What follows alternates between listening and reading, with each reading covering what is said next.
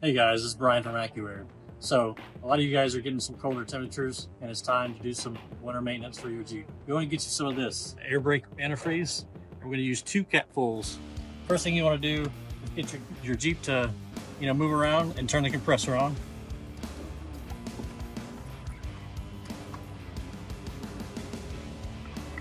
And we're going to unscrew our intake. Make sure your compressor is running. We're going to just fill up 2 capfuls. And we're just going to let it eat.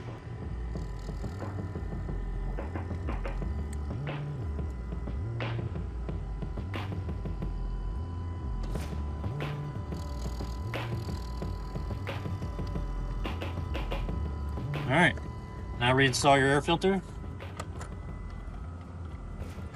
You're good for about a month. So do this every month during the winter.